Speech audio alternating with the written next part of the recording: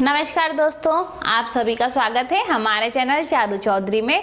दोस्तों आज इस वीडियो में हम क्या पढ़ने जा रहे हैं, नेट एग्जाम का जो फर्स्ट पेपर है जनरल पेपर, उसकी चौथी यूनिट कम्युनिकेशन, जिससे रिलेटेड कई सारी वीडियोस मैंने अपलोड कर दी हैं। ये लास्ट टॉपिक है चौथी यूनिट का। क्या कम्युनिकेशन का टॉपिक है मास मीडिया एंड सोसाइटी। इसको हम दो पार्ट में पढ़ने जा रहे हैं, ठीक है। तो अभी पहला पार्ट है हमारे इस टॉपिक का, क्योंकि बहुत ही सिंपल सा टॉपिक है, ज्यादा हार्ड नहीं है, परंतु कई बार बच्चे जो है केवल नाम से डर जाते हैं कि अरे ये क्या चीज आ गई है। तो बहुत ही सरल शब्दों में मैं आपको समझाने वाली हूँ। उससे पहले फटाफट से आप मेरे चैनल को जरूर सब्सक्राइब कर दें, लाइक कर दें, शेयर कर दें, ठीक है।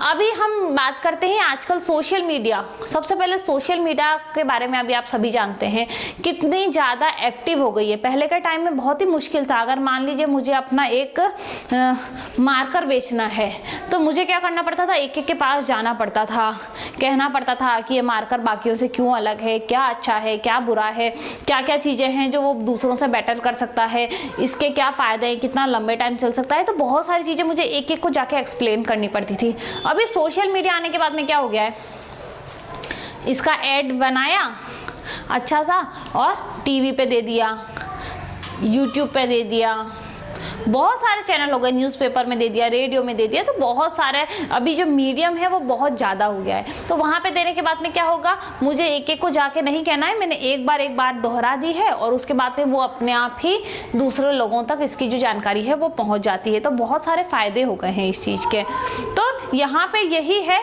Mass media. अभी बच्चे देख के बहुत कंफ्यूज हो जाते हैं कि मास मीडिया क्या है। देखिए, मास मीडिया या फिर मास कम्युनिकेशन जो है वो दोनों एक ही चीज़ है। यहाँ पे आपको कंफ्यूज होने की ज़रूरत नहीं है।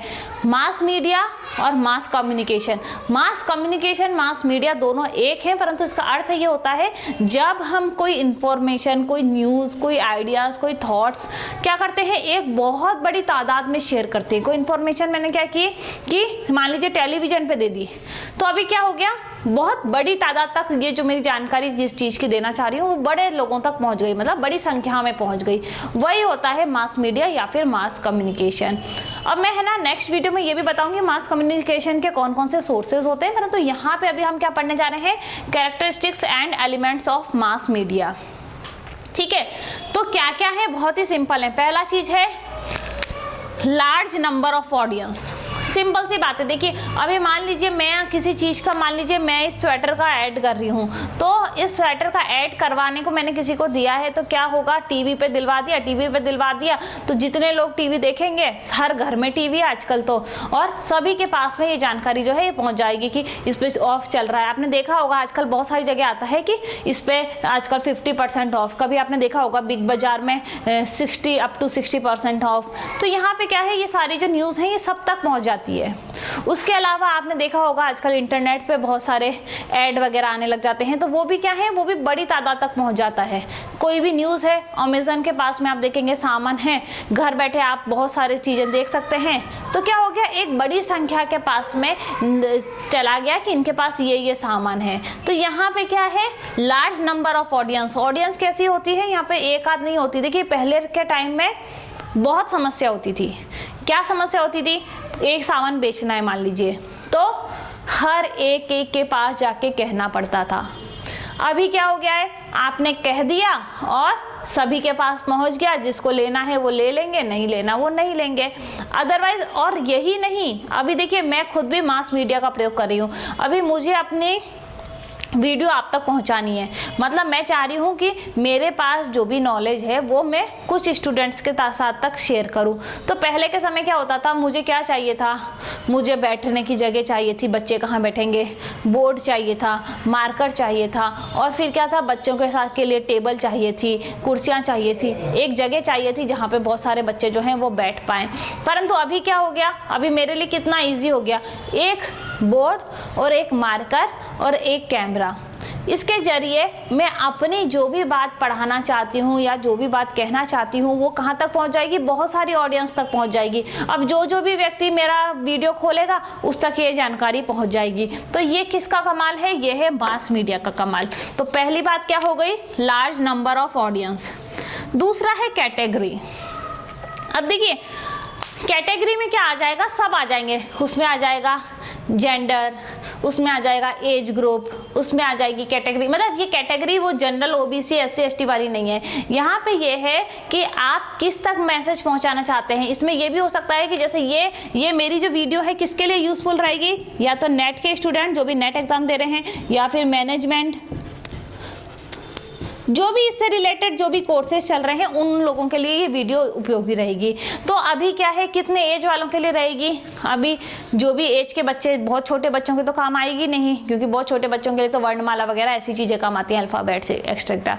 तो यहाँ पे क्या है, एक आपको पता चल जाएगा, यहाँ पे आप हेडिंग देखेंगे कि यूजीसी नेट की पढ़ाई हो रही है यहाँ पे। तो जो भी नेट प्रिपरेशन कर रहे हैं किस एज के हैं, चाहे वो गर्ल्स भी हो सकती हैं, बॉयज़ भी हो सकती हैं। कुछ लोग ऐसे होते हैं कि ऐड देते हैं, आपने देखा होगा कि लड़कियों के लिए जो स्पेसिफिक होता है, जैसे फेयर एंड लवली, वो क्या कवर करता है, वो केवल लड़कियों को कवर करता है, और फेयर एंड हैंडसम वो लड़कों को कवर करता है। तो यहाँ पे क्या हो गया, कवरेज जो है वो कैटेगरी के अनुसार होता है। आप मास में, और लोगों के लिए भी बहुत बेनिफिशियल रहता है कि जिसके काम की नहीं है वो देखता नहीं है, और जिसके काम की चीज़ है वो ज़रूर उसको खोल के देखता है कि क्या है, या फिर सुनते हैं ऐड, चाहे रेडियो हो। तो क्या है, एक इंफॉर्मेशन तो चली गई, बाकायदा पूरी तैयारी के साथ में किस कैटेगरी के जने को क्या आवश्यकता है उसको ध्यान में रख के इंफॉर्मेशन दी जाती है। जैसे इस वीडियो में मैं अभी बहुत सारी वीडियोस पढ़ाती हूँ, कहीं पे हिंदी ग्रामर पढ़ाती हूँ, कहीं इंग्लिश ग्रामर पढ़ाती हूँ, कहीं पे एसएससी के जो कैंडिडेट्स हैं उनको मैं कवर करती हूँ, कहीं पे मैं यूपी टेट को, कहीं पे मैं टेट को के बच्चों को कवर करती हूँ। तो यहाँ पे क्या है, मैं ध्यान रखती हूँ कि मेरी जो ऑडियंस है वो क्या पढ़ना चाहती है उसके लिए। अभी आज की वीडियो मैं केवल नेट के स्टूडेंट्स के लिए बना रही हूँ, ज़्यादातर जो मेरा फोकस है। तो यही कैटेगरी हो गई। क्या हो गया, स्पेसिफिक किसके लिए न्यूज़ दी गई है वो भी इसमें पता चल जाती है इंफॉर्मेशन। तीसरा है डिस्टेंस। अब देखिए, मान लीजिए अगर अभी ये मास मीडिया नहीं होता, कम्युनिकेशन नहीं किया जा सकता ऐसे जिस तरीके से मैं वीडियो डालती हूँ, तो क्या होता, मैं अभी यहाँ रह रही हूँ राजस्थान में। अभी आप इतने सारे बच्चे राजस्थान तो आ नहीं सकते थे पढ़ने के लिए, और ना मेरे पास इतनी जगह है कि इतने सारे बच्चों को मैं कहीं बैठा के पढ़ा पाऊँ, सबको एक एक को हैंडल कर पाऊँ, क्योंकि सबकी अलग अलग दुविधाएं। तो यहाँ पे क्या है, डिस्टेंस कोई मैटर नहीं करती। अभी मैं मेरे घर में आराम से पढ़ा रही हूँ, आप अपने घर पे बैठ के आराम से देख रहे हैं। तो क्या हो गई तीसरी चीज, डिस्टेंस इसमें मैटर नहीं करती है। इंफॉर्मेशन दूर से दूर जगह के भी आपके पास तक पहुंच सकती है। एक समय ऐसा था जब हमको पड़ोस तक का भी पता नहीं चलता था क्या हो रहा है। आजकल ऐसा हो गया है कि दूर घर बैठे आप दूर से दूर की बातें जो है वो आपको कहीं बाहर निकलने की जरूरत नहीं है, सारी आपके पास यहीं आ जाती है। ठीक है। चौथा है एब्सेंस ऑफ फीडबैक। देखिए, कहीं पे ये पॉजिटिव चीजें तो कुछ ना कुछ नेगेटिव भी होता है। अब मान लीजिए वैसे डायरेक्ट फीडबैक नहीं दे पाते। अभी मान लीजिए आप कुछ और पढ़ना चाहते हैं, इसमें आप कुछ को एग्जाम्पल सहित पढ़ना है, या फिर आपको कोई और टॉपिक पढ़ना है, या फिर आपका एग्जाम में कुछ भी आपको इन्फॉर्मेशन मुझसे चाहिए, या फिर आप मुझे बताना चाहते हैं कि मैं अच्छा पढ़ा रही हूँ या नहीं पढ़ा रही, अच्छा दोनों में से कुछ भी बताना चाह रहे हैं, तो आप मुझे डायरेक्ट फीडबैक नहीं दे पाएंगे, है ना।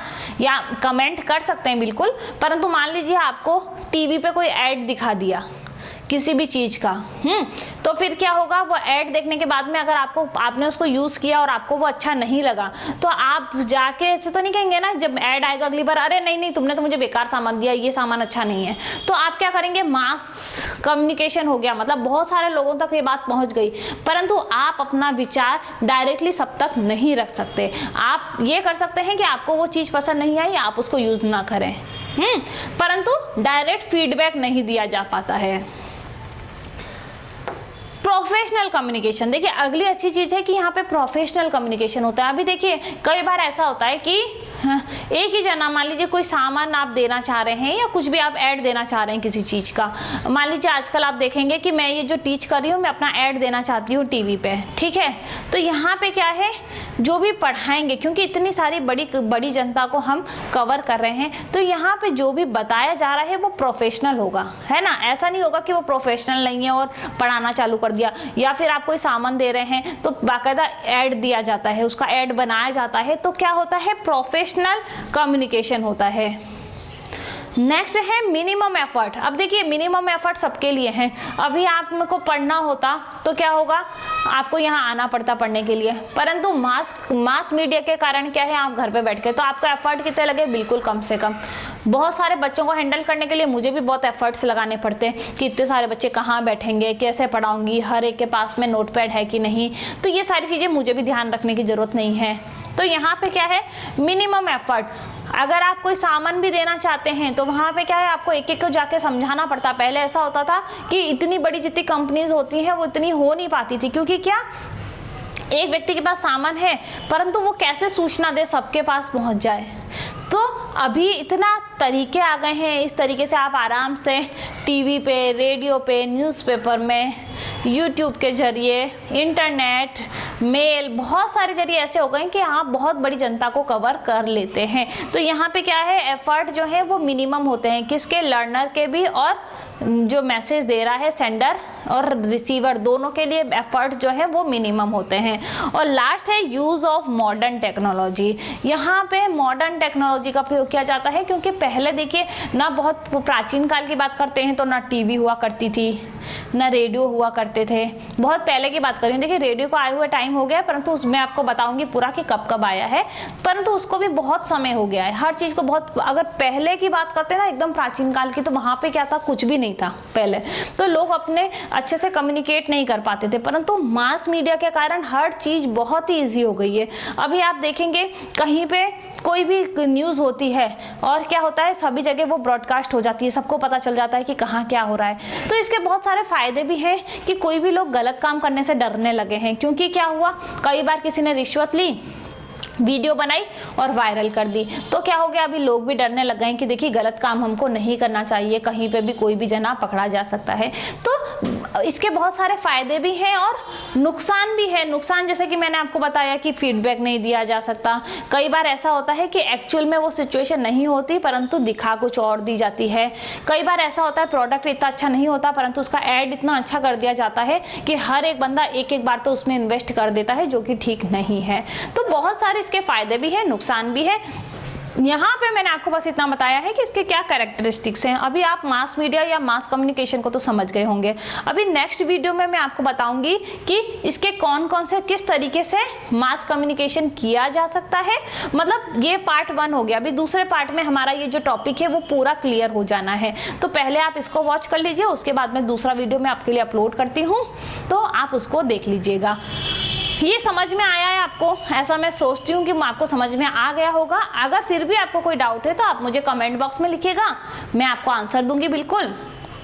और अगर आपने अभी तक चैनल को सब्सक्राइब नहीं किया है तो जल्दी से कर लीजिएगा।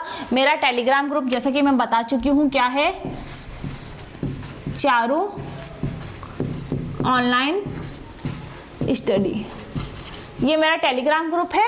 जो भी इससे जुड़ना चाहता है जरूर जुड़ जाइएगा। वीडियो को वॉच करने के लिए बहुत बहुत धन्यवाद।